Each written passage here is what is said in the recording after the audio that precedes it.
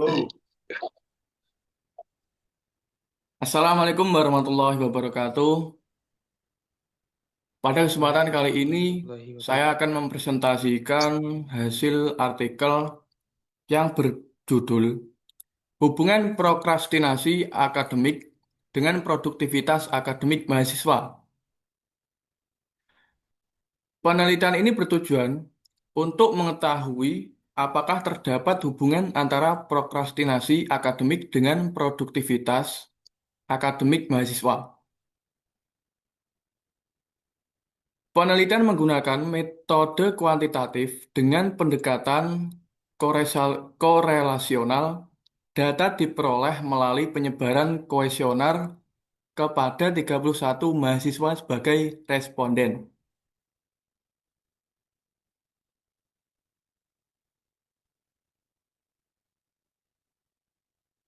Analisis data dilakukan menggunakan statistik deskriptif, uji normalitas, dan uji korelasi person produk momen.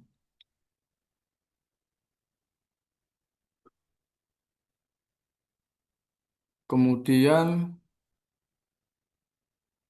di sini data yang saya peroleh, saya masukkan ke dalam Excel, kemudian saya tampilkan gambar pada Word tersebut. Dalam penelitian ini terdiri dari yaitu A. Variabel X, prokrastinasi akademik, dan kemudian yang berikutnya variabel Y, produktivitas akademik. Kemudian di sini instrumen penelitian menggunakan skala Likert dengan 5 kategori jawaban, yaitu satu, sangat tidak setuju, dua, tidak setuju, tiga, netral, empat, setuju, kemudian yang kelima, sangat setuju. Analisis data dilakukan menggunakan statistik deskriptif, uji normalitas, dan uji korelasi person produk momen. Untuk mengetahui hubungan antara variabel prokrastinasi akademik dan produktivitas akademik mahasiswa. Hipotesis penelitian yang digunakan adalah H0 tidak terdapat hubungan yang signifikan antara prokrastinasi akademik dan dengan produktivitas akademik mahasiswa. Kemudian berikutnya H1. Terdapat hubungan yang signifikan antara prokrastinasi akademik dengan produktivitas akademik mahasiswa. Dengan hasil dan pembahasan, yaitu statistik deskriptif. Pada tabel ini, saya menggunakan tabel dengan aplikasi SPSS. Berdasarkan tabel 1, variabel prokrastinasi akademik memiliki nilai rata-rata sebesar 14,19 dengan standar deviasi sebesar 3,995. Sementara itu, variabel produktivitas akademik memiliki nilai rata-rata sebesar 18,81 dengan standar deviasi sebesar 2,789. Hasil tersebut menunjukkan bahwa tingkat produktivitas akademik responden cenderung lebih tinggi dibandingkan tingkat prokrastinasi akademik yang dimiliki responden. Formalitas dilakukan untuk mengetahui apakah data penelitian berdistribusi normal atau tidak. Pengujian normalitas dilakukan menggunakan uji Shapiro-Wilk dengan taraf signifikan 0,5. Dan berikutnya, kemudian di sini tertera tabel yang saya olah menggunakan aplikasi SPSS. Kemudian, hipotesis H0. Di sini dapat dilihat tidak terdapat hubungan antara negatif signifikan antara prokrastinasi akademik dan produktivitas akademik mahasiswa. Satu, terdapat hubungan negatif yang signifikan antara prokrastinasi akademik dan produktivitas akademik mahasiswa. Di bawah ini, taraf signifikansi menunjukkan alfa sama dengan 5%.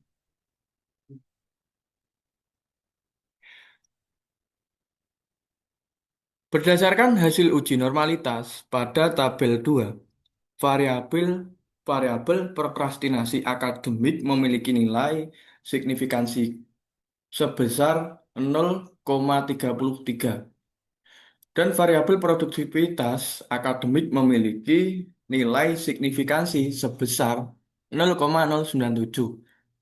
Karena kedua nilai signifikansi lebih besar dari 0,05, maka dapat disimpulkan bahwa kedua variabel berdistribusi normal. Oleh karena itu, analisis dapat dilanjutkan menggunakan uji korelasi person produk momen.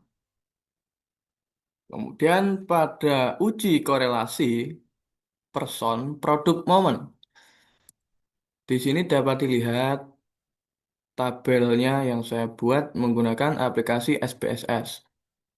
Uji korelasi person produk momen digunakan untuk mengetahui hubungan antara prokrastinasi akademik dengan produktivitas akademik mahasiswa. Kemudian pembahasannya berdasarkan hasil analisis korelasi person pada tabel 3, diperoleh nilai koefisien pada korelasi sebesar 0,206. Nilai tersebut menunjukkan adanya hubungan negatif yang sangat lemah antara prokrastinasi akademik dengan produktivitas akademik mahasiswa. Nilai signifikansi yang diperoleh sebesar 0,266 lebih besar dari 0,05. Hal ini menunjukkan bahwa hubungan antara kedua variabel tidak signifikan secara statistik. Demikian hipotesis nol diterima dan hipotesis alternatif H1, eh, dengan demikian hipotesis nol atau H0 diterima dengan hipotesis alternatif H1 ditolak.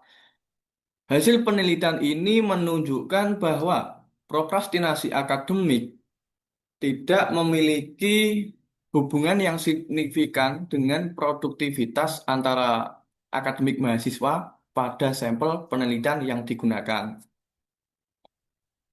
Kemudian selanjutnya, tabel 4 statistik uji. Lihat bahwa data yang sudah diolah. Entah.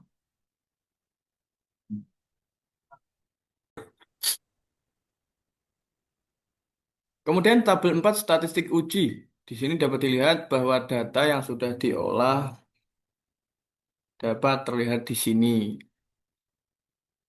Kemudian di sini kriteria pengujian tolak H0 jika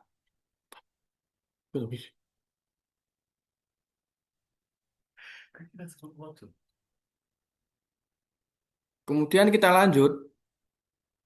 Kemudian berikutnya kita lanjut pada kesimpulan. Berdasarkan hasil penelitian yang telah dilakukan terhadap 31 mahasiswa, diperoleh nilai koefisien korelasi person sebesar. Kemudian berikutnya, kesimpulan di sini berdasarkan hasil penelitian yang telah dilakukan terhadap 31 mahasiswa, Diperoleh nilai koefisien korelasi person sebesar 0,206 dengan nilai signifikansi sebesar 0,266. Hasil penelitian menunjukkan bahwa tidak terdapat hubungan yang signifikan antara prokrastinasi akademik dengan produktivitas akademik mahasiswa. Dengan demikian, hipotesis H0 diterima dan hipotesis alternatif H1 ditolak. Penelitian ini dengan menyimpulkan bahwa tidak prokrastinasi akademik responden tidak memiliki hubungan yang berarti terhadap produktivitas akademik mahasiswa. Demikian presentasi dari saya. Silakan dari audiens yang mau bertanya.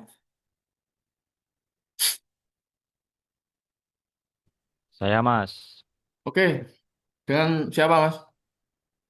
dengan Mas Revaldo Mas. Oke, baik. Silakan. Pertanyaan saya adalah apa fungsi dari uji normalitas? Sekian. Oke, baik. Uji normalitas yaitu digunakan untuk mengetahui apakah data tersebut berdistribusi normal atau tidak.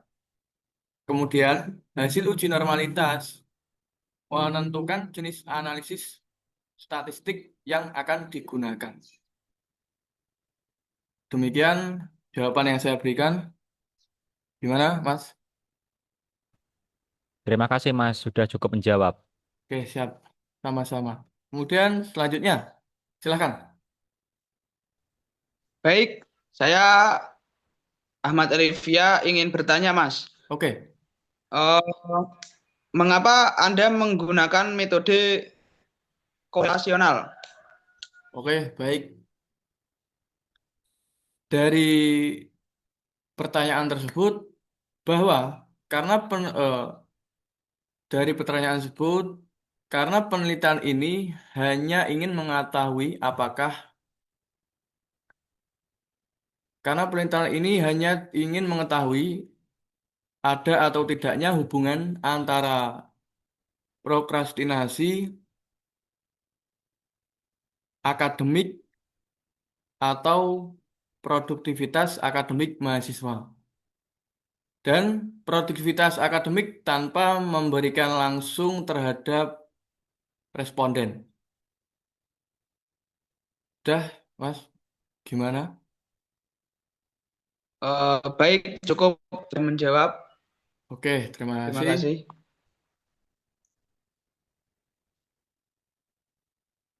Baik, kalau sudah selesai semuanya, demikian presentasi saya pada hari ini. Mohon maaf, kurang lebihnya mohon maaf, dan terima kasih untuk waktu yang telah bersedia untuk menjadi audiens saya. Presentasi saya tutup. Wassalamualaikum warahmatullahi wabarakatuh. Waalaikumsalam warahmatullahi wabarakatuh.